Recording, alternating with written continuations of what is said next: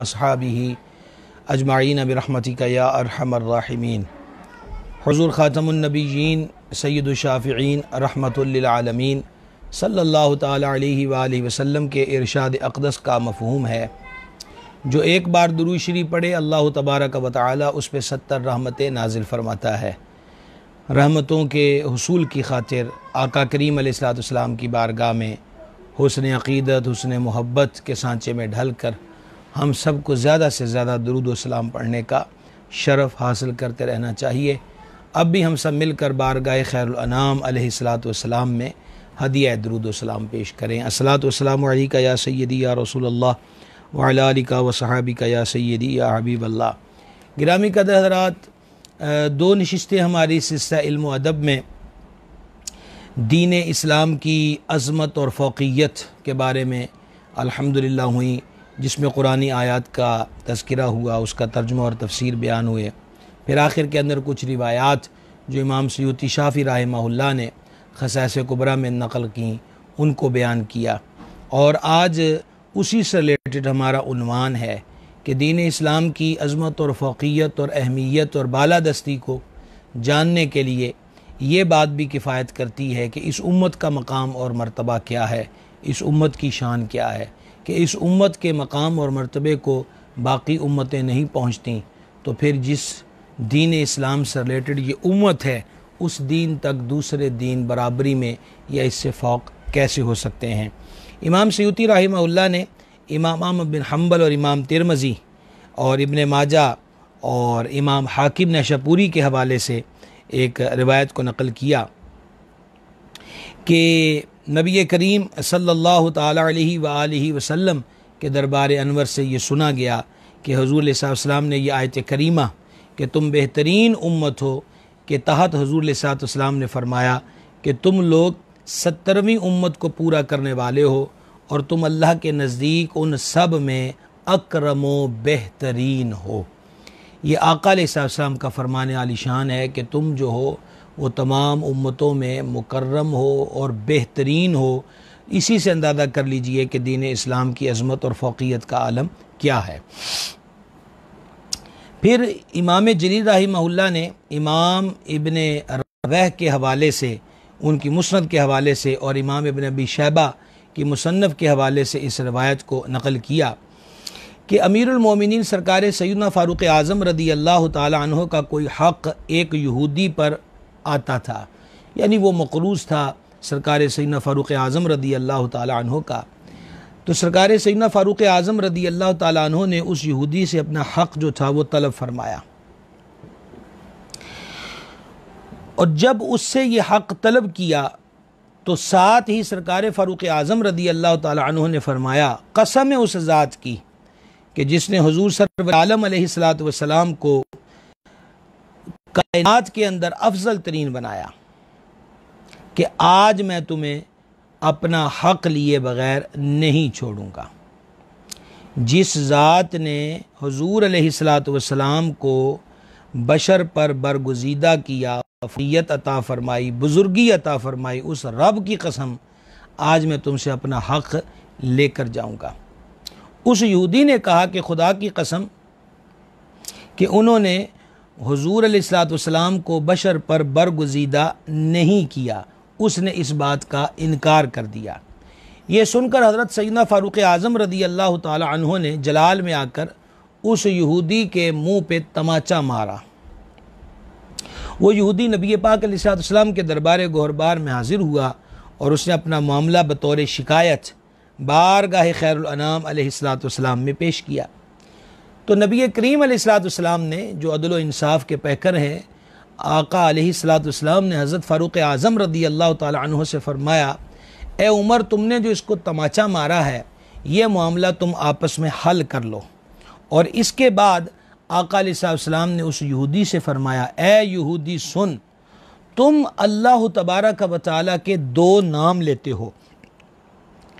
مگر اللہ تعالیٰ نے اپنے ان 2 ناموں کے ساتھ میری امت کا نام رکھا۔ اللہ تبارک و تعالیٰ کے بے شمار اسماء صفاتیہ ہیں، لہ الاسماء الحسنی، اور ویسے معروف اور مشہور طور پہ 99 اللہ تبارک و تعالیٰ کے اسماء گرامی ہیں جن کو پڑھنا اور جن کا ورد کرنا بہت زیادہ فضیلتوں اور برکات کے حصول کا ذریعہ ہے۔ تو آقا علیہ الصلوۃ والسلام نے فرمایا کہ تم یہودی لوگ بھی اللہ تبارک و تعالیٰ کے 2 صفاتی نام لیتے ہو، اللہ رب العزت نے ان 2 ناموں کے ساتھ میری امت کا نام رکھا۔ وہ 2 نام کون سے ہیں؟ فرمایا اللہ تبارک و تعالیٰ کا ایک صفاتی نام السلام ہے، اور اس نے میری امت کا نام مسلمان رکھا، اور اللہ وحدہ لا شریک کا ایک صفاتی نام المؤمن ہے، اور اللہ تبارک و تعالیٰ نے میری امت کا نام مومن رکھا۔ اے یہودی سن، تم نے اللہ تعالیٰ سے ایک دن مانگا، اللہ تعالیٰ نے وہ دن ہمارے لیے محفوظ رکھا، اور تمہارے لیے دوسرا دن اور نصارہ کے لیے اس کے بعد کا دن مقرر کیا۔ یہاں مراد جمعۃ المبارک ہے کہ جمعۃ المبارک مسلمانوں کو ملا، ہفتے کا دن یہودیوں کے پاس ہے، اور اتوار کا دن جو ہے وہ اپنی عبادت کے معاملات کا نصارہ کے پاس ہے۔ اے یہودی سن، تم لوگ دنیا میں پہلے ہو اور ہم آخر میں، یعنی کہ علی ترتیب جو امت کی باری ہے، تو حضور علیہ السلام چونکہ خاتم النبیین ہیں اور یہ امت آخری امت ہے، تو حضور علیہ السلام نے فرمایا تم پہلے ہوئے ہو اور ہم آخر میں، مگر سنو قیامت میں ہم پہلے ہوں گے، بلکہ انبیاء پر اور امتوں پر وہ جنت کے اندر داخل نہ ہوں گے کہ جب تک میری امت جنت میں داخل نہ ہو جائے۔ آئے ہم آخر میں ہیں، پر ہماری امت کی شان قیامت کے دن یہ ہوگی کہ جنت کے اندر وہ سب سے پہلے داخل ہوں گے۔ گرامی قدر حضرات، یہ شان ہے اسلام اور مومنین کی کہ ہمارے دین کا الحمدللہ نام سلام ہے، اور اللہ تعالیٰ کے جو صفاتی اسماء مبارکہ ہیں اس میں سے السلام ہے، اور ایمانداروں کو مومن کہا جاتا ہے، اور اللہ کریم کے اسماء صفاتیہ میں سے ایک اسم گرامی المؤمن ہے۔ یہ عظمت ہے اس امت کی کہ اللہ جل شانہ نے اپنے 2 مبارک نام جو ہیں وہ آقا کریم علیہ الصلوۃ والتسلیم کی امت کو عطا فرمائے۔ اور پھر امام سیوطی رحمت مزید لکھتے ہیں کہ اور وہ حدیث کے ان کی کتابیں ان کے سینوں میں ہوں گی، یہ وصف اس امت کا بیان کیا گیا، تورات و انجیل میں ان کے تذکرے کے باب میں پہلے گزر چکی۔ اچھا، پھر امام سیوطی رحمت بیان کرتے ہیں کہ نبی پاک علیہ السلام کی یہ خصوصیت کہ آپ امامہ میں شملہ چھوڑیں گے، اور یہ ہم امامے کے فضائل پر 2 نشستیں ہماری ہوئی تھی، اور شملے کا تذکرہ بھی اس میں بھی تفصیل ہو چکا، اور یہ کہ آپ درمیانے کمر تہمت باندھیں گے، اور دونوں باتیں فرشتوں کی علامت ہے۔ نبی پاک علیہ السلام نے فرمایا اگر آپ حضرات کو وہ فرامین اور حدیث یاد ہوں جو ہم نے امامے کے فضائل کے ذمہ بیان کیے کہ امامے باندھو کہ فرشتوں کے تاج ایسے ہوتے ہیں، تو الحمدللہ جو تاج ملائکہ کے سروں پہ سجے ہیں اللہ کے حبیب پاک علیہ السلام کی نسبت کی برکت سے وہ حضور علیہ السلام نے وہ تاج یعنی امامے اپنی امت کو عطا فرمائے اور امت کے لیے اس سنت کو مقرر کر دیا۔ یہ بھی اس امت کا اعزاز اور افتخار ہے۔ امام سیوطی مزید فرماتے ہیں کہ اس بارے میں احادیث تورات و انجیل میں آپ کے تذکرے کے باب میں اور آپ کی امت کے اوصاف ہم یہ پہلے بھی یہ حدیثیں جو ہیں وہ نقل کر چکے ہیں۔ اچھا، پھر انہوں نے امام دالمی کے حوالے سے اس روایت کو نقل کیا، حضرت عمر بن شعیب، اور پھر ان کے والد سے وہ ان کے دادا سے روایت کرتے ہیں کہ نبی مکرم صلی اللہ تعالی علیہ وآلہ وسلم نے ارشاد فرمایا تم لوگ اس طرح تہمت باندھو جس طرح میں نے فرشتوں کو باندھے دیکھا ہے۔ فرشتے اپنے رب کے حضور اپنی آدھی پنڈلی تک تہمت باندھے ہوئے تھے۔ تو یہ جو تہمت باندھنا ہے یہ بھی اس حدیث پاک سے معلوم ہوا کہ امامہ فرشتوں کے تاج ہیں، وہ بھی اس امت کو نصیب ہو گئے، اور تہمت جس کو ہم دھوتی بھی کہتے ہیں، اور نبی پاک صلی اللہ تعالی علیہ وآلہ وسلم نے تہمت شریف کو باندھا، اور یہ حضور صلی اللہ علیہ وسلم کی سنت بھی ہے۔ اعلیٰ حضرت عظیم البرکت رحمۃ اللہ تعالی علیہ سے سوال ہوا کہ جان عالم علیہ الصلاۃ والتسلیم نے پاجامہ یا شلوار بھی زیب تن فرمائی، تو سیدی اعلیٰ حضرت علیہ رحمت نے جو جواب دیا اس کا خلاصہ یہ ہے کہ حضور پر نور علیہ الصلاۃ والتسلیم سے پاجامہ خریدنا ثابت ہے، واضح الفاظ کے اندر ذیب تن فرمانا جو ہے وہ نظر سے نہیں گزرا، تو لہٰذا تہمت باندھنا نبی کریم علیہ السلام کی سنت مبارک ہے۔ اور یہ حضور فرماتے میں نے فرشتوں کو دیکھا ہے کہ وہ تہمت آدھی پنڈلی تک رکھتے ہیں، اور پھر وہی سنت جو ہے اس امت کو عطا ہو گئی۔ تو کہاں کہاں تک اس امت کو فضیلت اور عظمت حاصل ہوئی ہے، کوئی امت بھی ان فضائل کے اندر سرکار علیہ السلام کی امت کے برابر نہیں ہو سکتی، اور اس سے بڑھ جانا اور اس سے فوق ہونا تو بڑی دور کی بات ہے۔ اللہ اکبر کبیرہ۔ مزید آگے بڑھتے ہیں۔ امام جلیل محدث کبیر امام سیوطی رحمۃ اللہ تعالی علیہ نے اس حدیث پاک کو امام احمد اور حاکم و ابن ماجہ کے حوالے سے بیان کیا کہ حضرت سیدنا عبداللہ ابن عباس رضی اللہ تعالی عنہما سے روایت ہے کہ وہ بیان کرتے ہیں کہ رسول کریم رؤوف الرحیم صلی اللہ تعالی علیہ وآلہ وسلم نے ارشاد فرمایا، اللہ تبارک و تعالی نے میری امت سے خطا و نسیان اور ہر وہ چیز جس سے وہ کراہت کریں معاف کیا ہے۔ اور فرمایا کہ ابن ماجہ میں حضرت ابو ذر رضی اللہ تعالیٰ عنہ سے روایت ہے کہ نبی کریم صلی اللہ تعالی علیہ وآلہ وسلم نے ارشاد فرمایا کہ اللہ کریم نے میری امت سے خطا و نسیان اور ہر وہ عمل جس کو وہ برا جانے درگزر فرمایا۔ سورہ بقرہ کی آخری آیات کے جن کی تلاوت بالخصوص رات کو سونے سے قبل جس کی تلاوت کی بہت زیادہ فضیلتیں بیان ہوئیں، اور مفسرین کرام نے اس روایت کو نقل کیا کہ معراج کی رات اللہ تبارک و تعالی نے یہ آیات مبارکہ جو عرش الہی کے نیچے خاص خزانہ ہے، اس خزانے میں سے یہ سورہ بقرہ کی آخری آیتیں اللہ کریم نے اپنے محبوب علیہ السلام کو عطا فرمائی، جس میں ربنا لا تؤاخذنا ان نسینا او اخطأنا ربنا ولا تحمل علینا اصرا کما حملته علی الذین من قبلنا ربنا ولا تحملنا ما لا طاقة لنا به واعف عنا واغفر لنا وارحمنا انت مولانا فانصرنا علی القوم الکافرین۔ تو یہ خاص آیات مبارکہ ہیں جو اللہ تبارک و تعالی نے اپنے محبوب صلی اللہ علیہ وسلم کی امت کو عطا فرمائی۔ اب جو سوال ہے نسیان کا کہ امت سے درگزر فرمایا، دیکھیں روزہ دار ہے اور بھول گیا، کوئی چیز سامنے کھانے والی آ گئی، تھوڑی مقدار میں کھائی یا زیادہ مقدار میں کھائی،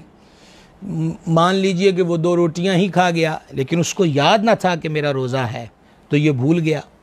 تو اب کیا ہوا؟ روزہ ٹوٹا اس کا؟ نہیں، حالانکہ روزہ یاد ہونے کی صورت میں آدھا نوالا بھی کھاتا تو روزہ ٹوٹ جاتا، لیکن یہاں بھول ہوئی ہے، تو اب اس سے بھول ہوئی ہے تو روزہ بھی نہیں ٹوٹا، اور حدیث پاک کا مفہوم ہے کہ وہ جو کھانا کھا چکا ہے وہ اللہ تبارک و تعالیٰ کی طرف سے اس کے لیے صدقہ ہے، وہ اس پہ عطا کر دی کہ یہ بھی کھا لیا، اور وہ جو بھول تھی، نسیان تھا، یہ وہ معافی کا تذکرہ اس حدیث مبارک میں ہوا ہے کہ ایسی بہت ساری باتیں ہیں کہ بھول کر بندے سے ہوئیں تو اللہ تعالیٰ ان سے درگزر فرماتا ہے اور اللہ کریم معاف فرما دیتا ہے۔ ایک بڑی ہی ایمان افروز روایت مبارکہ، اس کو امام سیوطی رحمہ اللہ نے یہاں خصائص کبریٰ میں، اور اسی مضمون کی روایت فقیہ ابو اللیث سمرقندی رحمہ اللہ نے تنبیہ الغافلین میں حضرت مقاتل بن سلمان سے اس کو روایت کیا، اور امام سیوطی رحمہ اللہ نے اس کو امام بہقی کے حوالے سے حضرت وہب بن منبہ رضی اللہ تعالی عنہ سے اس کو روایت کیا۔ گرامی قدر حضرات، گزشتہ 2 نشستوں کی گفتگو اور آج تیسری نشست، اگر میں یہ عرض کروں کہ یہ جو آپ کو روایت مبارکہ حوالے میں نے کوڈ کر دیے، آپ کے گوش گزار کرنے لگا ہوں، یہ جان ہے اس پورے ہمارے اس گفتگو کی جو آج تیسری نشست ہے، بڑے ہی غور کے ساتھ اس کو سماعت فرمائیے گا۔ حضرت وہب بن منبہ سے روایت ہے، انہوں نے بیان کیا کہ اللہ تبارک و تعالی نے جب سیدنا موسیٰ علی نبینا الکریم وعلیہ الصلاۃ والتسلیم کو کلام کے لیے اپنی بارگاہ میں بلایا تو حضرت سیدنا موسیٰ علیہ الصلاۃ والسلام نے عرض کیا، اے میرے رب، میں نے توریت میں ایسی امت کا ذکر پایا جو خیر امت اخرجت للناس ہے، وہ امت نیکی کا حکم دے گی اور برائی سے روکے گی اور اللہ پر ایمان رکھے گی۔ میرے مالک، وہ امت جو بہترین امت ہے، نیکی کی دعوت دے گی، برائی سے منع کرے گی اور تیری ذات پاک پر ایمان رکھے گی، اس امت کو جس کا تذکرہ میں نے تیری عطا کردہ کتاب تورات میں پڑھا ہے، میری امت بنا دے۔ اللہ تبارک و تعالی نے ارشاد فرمایا، وہ امت تو احمد مجتبی صلی اللہ تعالی علیہ وآلہ وسلم کی امت ہے۔ دیکھیں اس فضیلت کو اور اس وصف کو دیکھ کر اور پڑھ کر حضرت موسیٰ علیہ السلام نے تمنا کی، اللہ تعالیٰ کے حضور عرض کی کہ وہ جو نیکی کی دعوت دیں گے، برائی سے روکیں گے، مولا وہ امت مجھے عطا کر دے۔ آج ہم اس ذمہ داری سے بہت زیادہ بلکہ بہت ساری حدوں کو کراس کر کے سستی اور غفلت کا مظاہرہ کر رہے ہیں۔ میرے بھائیوں، واعظ اور نصیحت صرف مولانا کا کام نہیں ہے کہ صرف اسی کی ذمہ داری ہے کہ وہ جمعے والے دن گفتگو کر دے اور بات ختم ہو جائے، یا کسی نماز کے بعد وہ درس کرے۔ واعظ و نصیحت کی جو بات ہے، نیک بات کا بتانا اور بری بات سے روکنا، یہ ہر مسلمان کا ایک مذہبی فریضہ بنتا ہے۔ حاکم پر ذمہ داری ہے کہ وہ رعایا کو خیر کی تلقین کرے، برائی سے روکے۔ استاد کی ذمہ داری ہے کہ وہ شاگردوں کو، وہ استاد اسکول کا ہو یا مدرسے کا، کہ وہ اپنے شاگردوں کو، اپنے طلباء کو خیر کی دعوت دے اور برائیوں سے منع کرے۔ پیر صاحب کی ذمہ داری ہے کہ وہ اپنے مریدوں کو نیک بات کی دعوت دے اور بری بات سے منع کرے۔ بلکہ میرے مرشد کریم حضور سیدی و سندی بدر طریقت پیر محمد عبدالرشید قادری رضوی قدس سرہ العزیز، نائب محدث اعظم پاکستان، پیر کامل کی جو صفات بیان فرماتے تھے، جو ہمارے اکابرین نے بیان کی ہیں، کہ اس میں سے ایک صفت ہے، حضرت دو صفتیں ہیں سیدنا فاروق اعظم رضی اللہ تعالی عنہ کی، اور وہ ہے عمار اور نہار۔ اور ہمارے حضرت صاحب رحمۃ اللہ تعالی علیہ عمار اور نہار کا معنی یوں بیان فرماتے تھے، بہت زیادہ نیک بات کی دعوت دینے والا اور بہت زیادہ بری بات سے منع کرنے والا۔ یہ دو صفتیں سرکار سیدنا فاروق اعظم رضی اللہ تعالیٰ عنہ کی ہیں، جو کہ ایک پیر کے اندر ہونی چاہیے۔ یہاں آپ کو ایک جھلک بھی دکھانا چاہتا ہوں۔ امیر المومنین سرکار سیدنا فاروق اعظم رضی اللہ تعالیٰ عنہ پر نماز فجر میں اس بدبخت اور لعین نے حملہ کیا، ابو لؤلؤ فیروز مجوسی نے، اور پھر اس حالت میں یہ ہے کہ ناف مبارک کے قریب گہرا گھاؤ آیا اور پھر آپ کو اٹھا کر گھر لے جایا گیا۔ لیکن جب آپ کو ہوش آیا تو اس وقت بھی فرما رہے تھے کہ نماز کا وقت ہے۔ المختصر،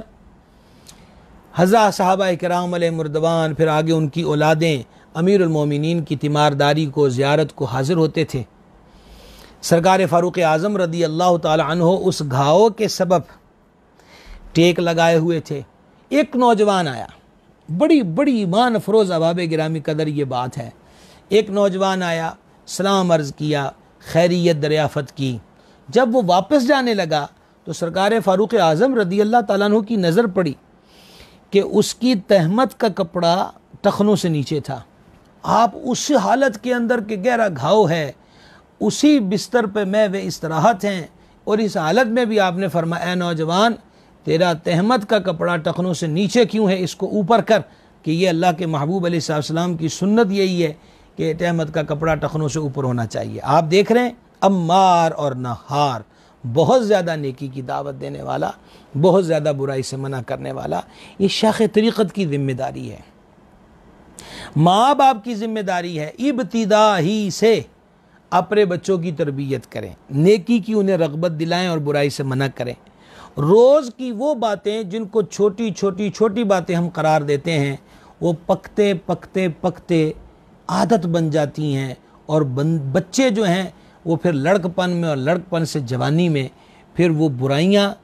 ایک نہیں بلکہ ہزاروں برائیوں کو مقناطیسی قوت کی طرح کھینچتی ہوئی نظر آتی ہیں۔ ہم نے تربیت اولاد کے حوالے سے بھی 2 نشستیں غالباً کی تھیں ماہ رمضان شریف کے اندر، اس کو بھی سننا مفید رہے گا، تربیت اولاد، اور اس کی ایک جھلک پھر بارگاہ خیر الانام علیہ السلام میں حاضری دیتے ہیں۔ حضور اقدس صلی اللہ تعالی علیہ وآلہ وسلم رونق افروز ہیں، اور جانے جہاں علیہ الصلاۃ والتسلیم کے کائنات جن کے تصدق اور خیرات پر پلتی ہے۔ حضور کے سامنے صدقے کی کھجوریں تھیں کہ کریم ابن کریم، سید ابن سید، مولا ابن مولا، شبیہ مصطفیٰ سرکار سیدنا امام حسن مجتبیٰ علی جدہ الکریم علیہ الصلاۃ والتسلیم کھیلتے کھیلتے نانا کریم رؤوف الرحیم علیہ الصلاۃ والتسلیم کے حضور حاضر ہوئے اور ایک کھجور اٹھا کے منہ میں ڈال لی،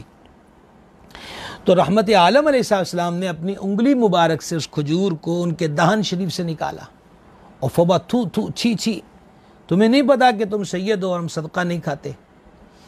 تو یہ حضرت سرکار سیدنا فاروق اعظم رضی اللہ تعالیٰ عنہ کا عمل دیکھیں، آقا کریم علیہ الصلاۃ والتسلیم کی تربیت دیکھیں۔ تو اگر استاد، جو میں نے کیٹیگریاں بیان کی، استاد، پیر صاحب، ماں باپ اور حاکم، اسی طریقہ کے ساتھ فیکٹریوں کے مالکان، اسی طریقہ کے ساتھ وہ دکاندار حضرات جن کے زیر سایہ اور جن کی دکان پر جیسا بھی کاروبار ہے وہاں پر کچھ ورکرز کام کرتے ہیں، تو جس طرح وہ باقی چیزوں کی ذمہ داریاں آج کرتے ہیں کہ اتنے سے اتنے گھنٹے شفٹ ہوگی اور اس دوران یہ بھی کرنا ہوگا، تو اگر وہ ساتھ اس چیز کو بھی ایڈ کر دیں گے، میاں جتنی دیر تم ہماری فیکٹری میں ہو، جو نمازوں کا ٹائم ہوگا تو تمہیں 15 منٹ کا بریک ہے، کوئی بندہ یہاں مشینری پہ موجود نہ رہے، کوئی دکان پر موجود نہ رہے، سب نماز کے لیے جائیں، وہیں جماعت کے اہتمام کی تیاری کر دی جائے۔ تو عرض یہ کرنا چاہتا ہوں کہ اس بات کو اب ہو کیا رہا ہے، اسکول گئے، کالج گئے، یونیورسٹی گئے، بازاروں میں گئے، چراہوں پر بیٹھے، پھر سوشل میڈیا پاس آ گیا، ہاتھ ہاتھ میں موبائل پہنچ گیا، ان چیزوں کو دیکھا تو ایک نئی دنیا، الگ پہچان، الگ تعلیم، الگ نظریات وہ دیکھ رہے ہیں۔ اور جب اتنے سارے ماحول میں جہاں وہ 95% رہا، وہ جمعے کے دن ہی مسجد میں آ گیا، مولانا صاحب کہہ رہے ہیں یہ چیز نہیں، مولانا صاحب کہہ رہے ہیں یہ چیز جائز نہیں، تو وہ اس کو اگنور کرتا ہے، کیونکہ وہ 95% اس ماحول میں رہ رہا ہوتا ہے جہاں اس کا تصور ہی نہیں تھا، جہاں یہ بات بتائی نہیں گئی، جہاں یہ بات سکھائی نہیں گئی۔ اب مثال کے طور پہ 3 طلاقیں دے دیتے ہیں، لفظ طلاق کا یاد ہے لیکن احکام طلاق کا علم نہیں، اتنی خبر نہیں کہ قرآن پاک میں کہاں کہاں طلاق کا تذکرہ آیا، اور پوری سورہ قرآن پاک میں طلاق کے مضمون عنوان سے موجود ہے۔ پھر اللہ کریم نے خود طلاق کا طریقہ جو ہے اس کو بیان فرمایا ہے، ساری اتنا اہم ٹاپک اور اتنا اہم ترین عنوان کہ اللہ جل شانہ نے اس پر پوری ایک سورت کو نازل فرمایا۔ اب نہ قرآن پڑھا، قسمیں ضرور کھائیں، قرآن اٹھایا ضرور ہے، نہ احکام طلاق کو پڑھا کہ ہمارا مالک ہم سے کیا فرماتا ہے۔ اب 3 طلاقیں دے دیں، غصے میں تھے، خوشی میں طلاق دیتا بھی کوئی نہیں۔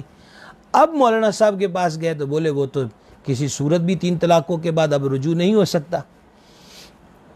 تو اب کیا کہا جی، لو جی مولویوں کی تو باتیں سمجھ میں نہیں آتی، مولانا حضرات تو سختیاں بڑی کرتے ہیں۔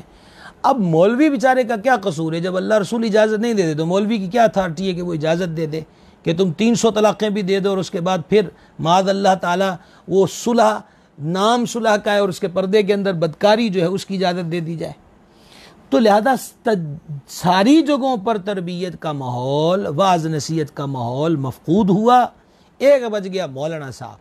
اب مولانا صاحب کی بات دل آیا تو پسند کر لی، قبول کر لی، وگرنہ 95% جس ماحول میں تھے کہ وہاں نہ تربیت ہے، نہ دینی معاملات کے اندر وہ سمجھانے کا سلسلہ ہے، اس لیے وہ 95% چیزیں جو ہیں وہ ہماری نئی پیڑھیوں کے قلب و ذہن پہ زیادہ اثرانداز رہتی ہیں۔ امام ابو القاسم القشیری رحمہ اللہ دنیا تصوف کا عظیم نام ہے، سید الاولیاء حضرت داتا گنج بخش رضی اللہ تعالیٰ عنہ کا تذکرہ کشف المحجوب میں کیا، اور انہوں نے بذات خود تصوف پر کتاب لکھی جو مشہور ہے رسالہ قشیریہ کے نام سے۔ وہاں پر انہوں نے ایک روایت نقل کی ہے کہ سیدنا موسیٰ علیہ السلام نے اللہ جل شانہ کی بارگاہ میں عرض کی، مالک جو اپنے بھائی کو نیکی کی دعوت دے، برائی سے منع کرے تو اس کو کیا اجر دیتا ہے؟ اللہ رب العزت نے فرمایا میں اس کو اس کی ہر بات پر وہ جو نیک بات کہہ رہا ہے یا بری بات سے منع کر رہا ہے، میں ہر بات پر اس کو 1 سال کی عبادت کا ثواب عطا فرماؤں گا۔ اور اے موسیٰ علیہ السلام، ایسے بندے کو عذاب دیتے مجھے حیا آتی ہے جو امر بالمعروف و نہی عن المنکر کا فریضہ سر انجام دیتا ہے۔ تو گرامی قدر حضرات، اس فریضے کی طرف سب کو آنا چاہیے، صرف مولانا کی ذمہ داری نہیں ہے۔ یہی معاملہ عقائد کی دنیا میں ہوتا ہے۔ اب خود عقائد پڑھے نہیں ہیں تو سمجھائیں گے کیسے؟ تو جب دنیا پھرا کر ایک مولانا صاحب اب عقیدے کی بات بیان کر رہے ہیں، مثلا اسی عقیدے کو دیکھ لیں کہ حضور علیہ السلام آخری نبی ہیں، سرکار کے بعد کوئی نبی نہیں،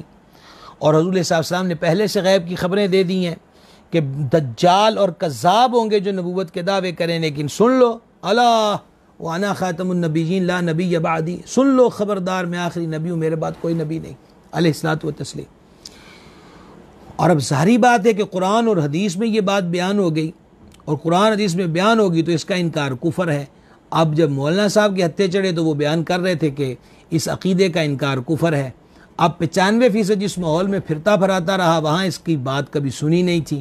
تو جھٹ پھر ایک ہی صورت ہوتی، او ہو اتنا دین سخت ہو گیا، اتنی سی بات پر بول دیا کہ وہ مسلمان نہیں رہے گا۔ اب معاملہ یہ ہے کہ یہ اتنی سی بات نہیں ہے۔ اللہ فرماتا ما کان محمد ابا احد من رجالکم ولکن رسول اللہ وخاتم النبیین، مالک فرما رہا ہے۔ تو پھر یہ اتنی سی بات نہیں ہے، یہ احکم الحاکمین نے فرمایا ہے کہ ہمارے آقا و مولا علیہ السلام آخری نبی ہے، اور حضور خود فرماتے ہیں انا خاتم النبیین لا نبی بعدی، میں آخری نبی ہوں، میرے بعد کوئی نبی نہیں۔ تو اتنی سی بات نہیں ہے میرے بھائی۔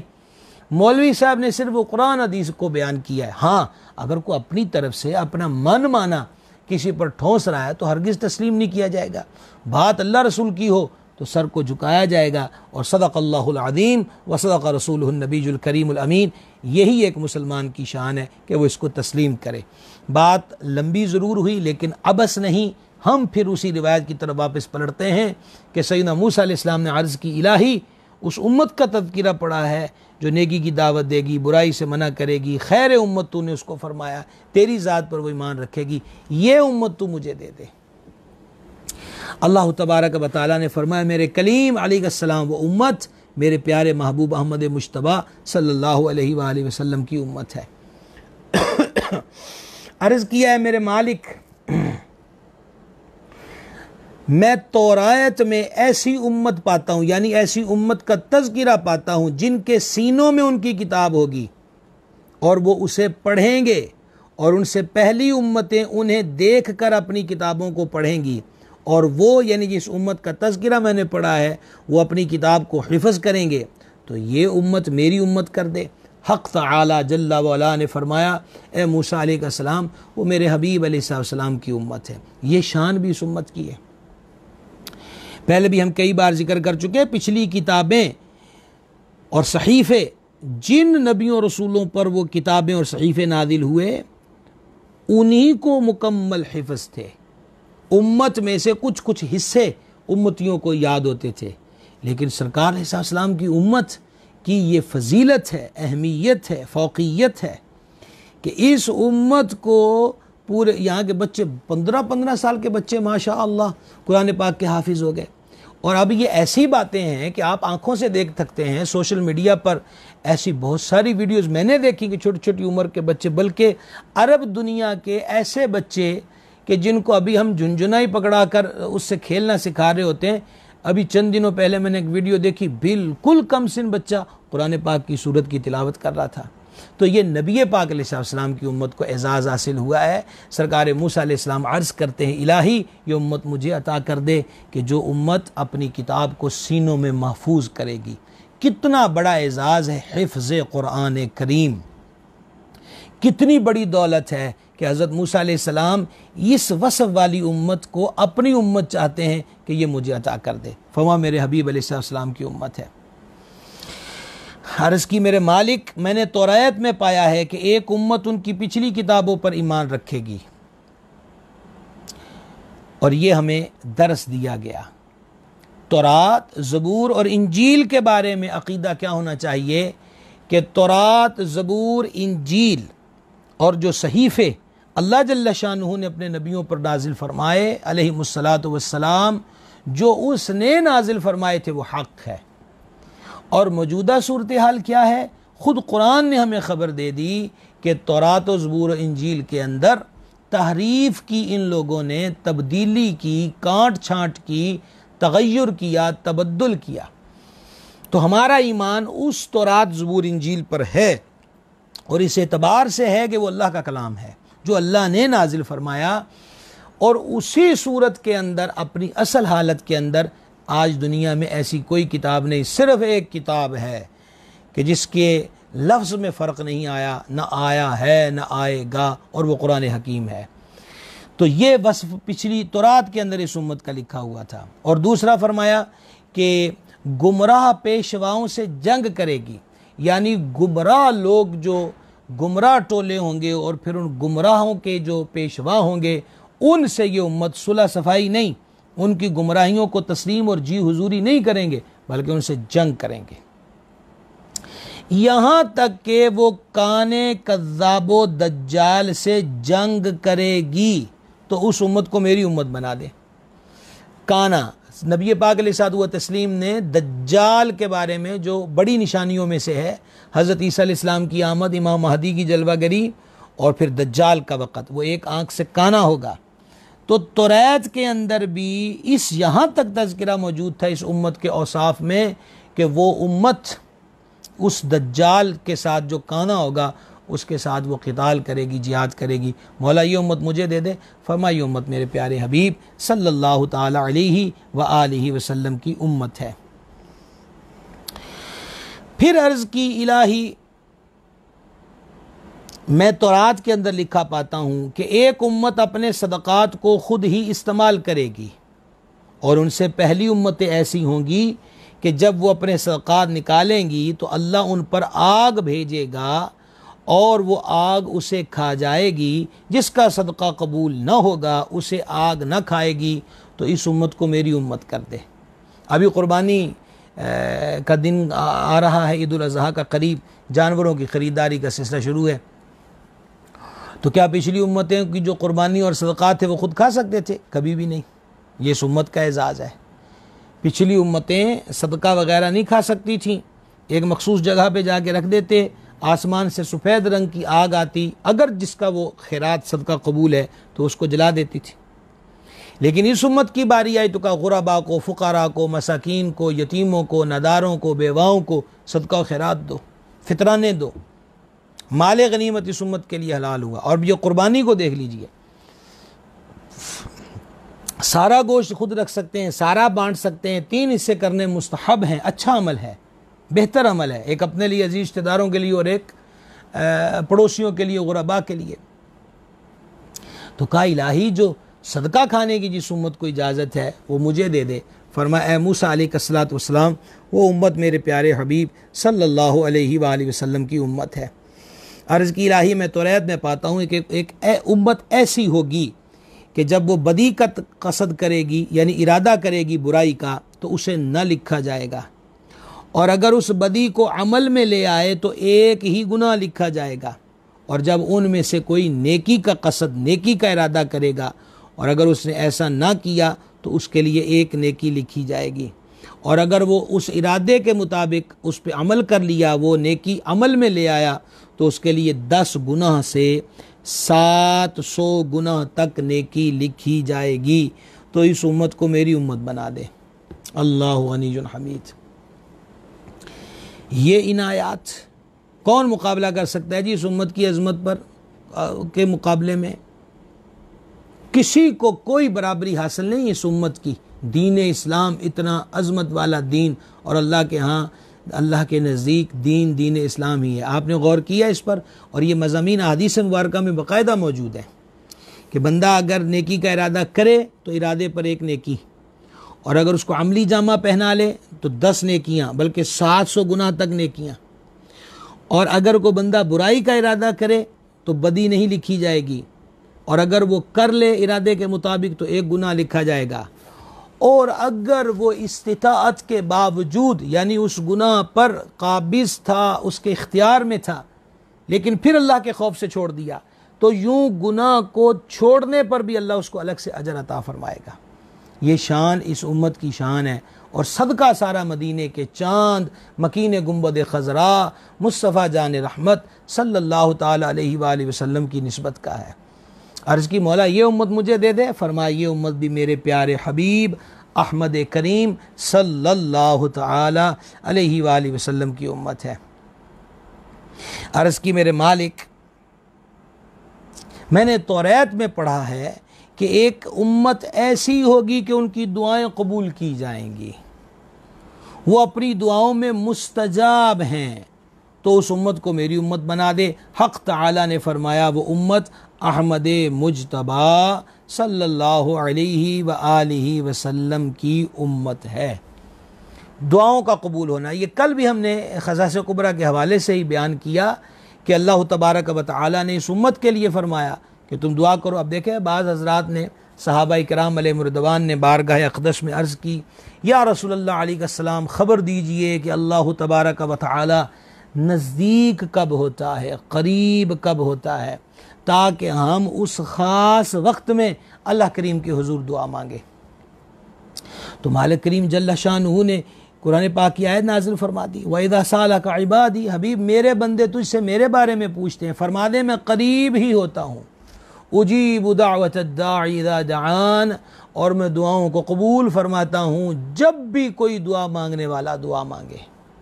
جس وقت بھی وہ کوئی دعا مانگے میں دعاؤں کو قبول فرماتا ہوں۔ دعا مانگنی ہو تو یہ دیکھنا ہوتا ہے جناب کہ ہماری جو کسی سے کچھ مانگنا ہو تو یہ دیکھتے ہیں کہ ہماری جو ڈیمانڈ ہے یہ بندہ پوری کر سکتا ہے کہ نہیں۔ دوسرا یہ ہے کہ اس کی حیثیت تو ہے، اس کے پاس اتنا مال تو ہے، لیکن کیا اس کا اتنا جگرا بھی ہے کہ نہیں۔ تیسرا یہ ہے کہ میں تو پہلے بھی اس سے 5,000 روپیہ لے چکا ہوں، تو اب کس منہ سے دوبارہ 2,000 مانگوں۔ چوتھا یہ ہے کہ کہیں یہ اس کے آرام کا وقت نہ ہو، کام الٹا ہی نہ ہو جائے کہ دستک دیں اور آدھی نیند سے اٹھے اور غصے میں وہ پوچھے کدھر آئے ہو، بولے مجھے 5,000 چاہیے، تو جاؤ چلے جاؤ، میری نیند خراب کر دی۔ چھٹا مرحلہ یہ ہوتا ہے کہ اس کے کھانے کا وقت نہ ہو کہ چلے کھانے سے فراغت پا لے۔ ساتواں مرحلہ یہ ہے کہ اس کی ڈیوٹی کا، آفس کا، کوئی جو اس کے مشاغل ہیں اس کا نہ ہو۔ یعنی جب ہم نے کسی سے مانگنا ہے تو اس کی نیند کا، آرام کا، بھوک کا، پیاس کا، سونے جاگنے کا، تمام امور کا، پھر اس کے جگرے کا، پھر اس کی جو حیثیت ہے، کیفیت ہے، ساری چیزیں دیکھ کر۔ اب 1,00,000 روپیہ چاہیے تو جھونپڑی والے سے تو نہیں مانگیں گے نا، تو ساری چیزوں کو دیکھنا ہوتا ہے۔ سبحان اللہ الکریم، اللہم لک الحمد حمدا کثیرا وحمدا جمیعا، اس خلاق کے کائنات جل شانہ کے قربان ہو جائیں اس کی درگاہ سمدیت اور بے نیازی پر کہ یہاں یہ سارے سوال ہی کا سب چھوڑ کے آؤ۔ لا تأخذہ سنۃ ولا نوم، نیند کیا چیز ہے، اسے تو اونگ بھی نہیں آتی۔ اور کیا خزانے میں کمی ہے، غنی عن العالمین، سارے جہانوں سے بے پرواہ ہے۔ وہ اور ہیں کہ جن سے دوبارہ مانگو تو ان کو غصہ چڑھتا ہے۔ یہاں حدیث میں مضمون موجود ہے کہ اللہ غضب فرماتا ہے اس پر جو اللہ سے عرض نہ کرے، اس سے نہ مانگے، اس سے اپنی ضرورتیں اور حاجتیں پیش نہ کرے، دعائیں نہ اس کے حضور عرض کرے۔ یہ میں نے مفہومی الفاظ آپ کے سامنے اس روایت کے پیش کیے ہیں۔ تو لہٰذا یہ اس امت کا وصف ہے۔ اور پھر کیا فرمایا، اذا دعان، جب بھی دعا مانگے۔ بہت سارے ہمارے حضرات سوالات پوچھتے ہیں، بعض لوگوں کے بہکاوے میں آ کے بھی پوچھنے لگ جاتے ہیں کہ جناب کہیے جنازے کے بعد دعا مانگ سکتے ہیں کہ نہیں؟ تو میاں مانگنی کس سے ہے؟ مولوی صاحب سے، کسی صاحب مزار سے، کسی چلہ گاہ پر؟ کس سے مانگنی ہے دعا؟ جنازہ پڑھ لیا تو مانگنی کس سے؟ اللہ کریم سے۔ کیا کہنا، مالک یہ ہم سے بچھڑ گیا ہے، تیرے حضور آ رہا ہے، اندھیر کوٹھڑی میں ہم اسے دفن کر کے منو من مٹی تلے دفن کر کے جا رہے، کریمہ تو کرم کر دے، مہربانی فرما دے، اس کی تنہائی کا مددگار تو ہی ہے، اس کی قبر کو گھبراہٹ وحشت کو دور، اس کی قبر سے دور فرمانے والا تو ہی ہے، تیری ہی شان ہے کہ تو اس کی قبر کو جنت کا باغ کر دے۔ کس سے مانگ رہے ہیں ہم؟ اللہ کریم سے مانگ رہے ہیں۔ تو پھر مجھ سے مسئلہ مت پوچھیے، اللہ کے حضور حاضری دے کر پوچھیے، مالک ہم مانگ سکتے ہیں؟ تو کہا اجیب دعوت الداعی اذا دعان، جب بھی مانگو، جب بھی مانگو میرے حضور عرض کرو، تمہاری دعاؤں کو قبول کرتا ہوں۔ اور اگر ہم عمومی آپ دیکھتے ہیں چھوٹے چھوٹے سائز کی جیبی سائز کی کتابیں بھی ہوتی ہیں، بڑے سائز کی بھی ہیں، اور بڑی بڑی جامع کتابیں بھی ہیں کہ مفصل، کہ آپ دیکھتے ہیں کہ نبی پاک صلی اللہ تعالیٰ علیہ وسلم کی اداؤں سے آپ دیکھتے ہیں پانی پینے کی دعا، کھانا کھانے کی دعا، دودھ پینے کی دعا، سونے کی دعا، جاگنے کی دعا، بازار میں جانے کی دعا، گھر سے کیا ہے دعا؟ دعا اللہ کا ذکر ہے۔ الدعاء مخ العبادہ، دعا عبادت کا مغز ہے، تو لہذا دعا مانگنے میں ہچکچانا نہیں چاہیے۔ اور انشاءاللہ عز و جل بہت جلد ہم آداب دعا پر آپ سے گفتگو کریں گے کہ دعائیں مانگنی کیسی چاہیے اور دعائیں قبول کیسی ہوتی ہیں۔ یہ انشاءاللہ عز و جل بہت جلد ہم اس مضمون پر، اس عنوان پر آپ سے مابع گفتگو ہوں گے۔ تو عرض یہ کرنا چاہتا تھا کہ اس امت کی فضیلت میں یہ بھی بیان ہوا کہ اللہ تعالیٰ ان کی دعاؤں کو رد نہیں کرتا، اللہ تعالیٰ ان کی دعاؤں کو قبول فرماتا ہے۔ پھر امام بہقی کے حوالے سے حضرت بن منبہ نے اس کو روایت کیا رضی اللہ عنہ کہ حضرت داؤد نبی علیہ السلام کے قصے میں بیان کیا کہ اللہ تعالیٰ نے ان کی طرف زبور میں وحی فرمائی کہ تمہارے بعد نبی مکرم صلی اللہ تعالیٰ علیہ وآلہ وسلم تشریف لانے والے ہیں جن کا نام احمد و محمد ہوگا صلی اللہ تعالیٰ علیہ وسلم۔ وہ نبی صادق ہیں، میں ان پر کبھی غضب نہ فرماؤں گا اور نہ وہ میری کبھی نافرمانی کریں گے، اور میں نے اپنی معصیت کرنے سے پہلے ہی، یعنی کہ حضور علیہ السلام کی ذات پاک اور سارے انبیاء علیہ السلام ہر قسم کے گناہ سے پاک ہوتے ہیں، فرمایا کہ ان کی امت امت مرحومہ ہے۔ یہ حضرت داؤد علیہ السلام سے فرمایا جا رہا ہے، میں اس امت کو اتنا زیادہ عطا فرماؤں گا جتنا میں نے انبیاء علیہ السلام کو عطا فرمایا ہے۔ میں اس امت پر وہ کچھ فرض کروں گا جو انبیاء مرسلین پر میں نے فرض کیا ہے، اور وہ امت روز قیامت اس حال میں آئے گی کہ ان کا نور انبیاء کرام علیہ السلام کے نور کے مشابہ ہوگا۔ یہ اس کے لیے کہ میں نے ان پر فرض کیا ہے کہ وہ میری خوشنودی کی خاطر تمام نمازوں کے لیے وضو کریں، جس طرح کہ میں نے ان سے پہلے انبیاء علیہ السلام پر فرض کیا تھا، اور میں ان کو غسل جنابت کا حکم دوں گا، جیسے بالغ بندے پہ غسل فرض ہوتا ہے، جس طرح کہ میں نے ان سے پہلے انبیاء علیہ السلام کو حکم دیا ہے،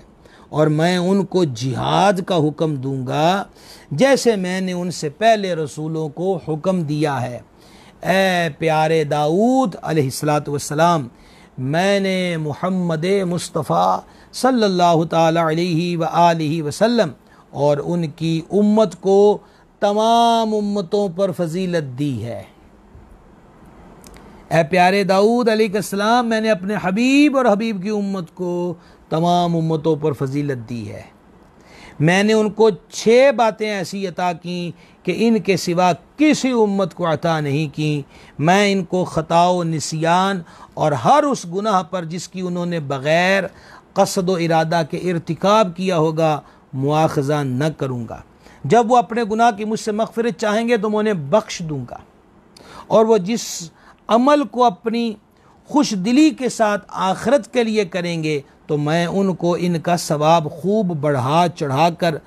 زیادہ کر کے جلدی عطا فرماؤں گا، اور میرے پاس ان کے لیے یعنی اس امت کے لیے کئی گنا اجر و ثواب موجود ہوگا جو اس سے افضل ہوگا۔ اور جب وہ بلاؤں میں صبر کرتے ہوئے انا للہ و انا الیہ راجعون کہیں گے تو میں ان کو صلاۃ و رحمت اور وہ ہدایت عطا کروں گا جو نعمتوں والی جنتوں کی طرف لے جائے گی۔ سن لیے جو ہمارا 3 دن سے موضوع چل رہا ہے یہ آپ سماعت کر منع کیا ہے۔ ہماری وجہ سے کوئی دین اسلام پر انگلی اٹھائے تو یہ کوئی اچھی بات نہیں ہے۔ کتنے دکھ کی بات ہے کہ مسجد میں کوئی چپل اٹھ جائے، کون لے گیا تو آگے سے ہنس کر جواب دیتے ہیں کسی مسلمان کا کام ہوگا۔ سوشل میڈیا پہ ہم دیکھتے ہیں کہ پانی کے کولر رکھے ہوئے ہیں اور ان کے ساتھ گلاس جو ہے وہ زنجیر سے باندھا ہوا ہے، تو اس کو بھی جوڑتے ہیں۔ مسلمانوں کے ملک میں یہ ہو رہا ہے، تو مسلمانوں کے ملک میں ہو رہا ہے، یہ مسلمان کر رہے ہیں۔ اسلام نے تو ایسا حکم نہیں دیا کہ چوریاں کرو، کسی کی چپلیں اٹھا لو، زیادتیاں کرو، اسلام نے تو ایسا حکم نہیں دیا۔ یہ افراد کی غلطیاں ہیں، تو ایسا مذاق اڑانے والوں کو بھی چاہیے کہ مذاق نہ اڑائیں، افراد کا یہ قصور۔ مسلمان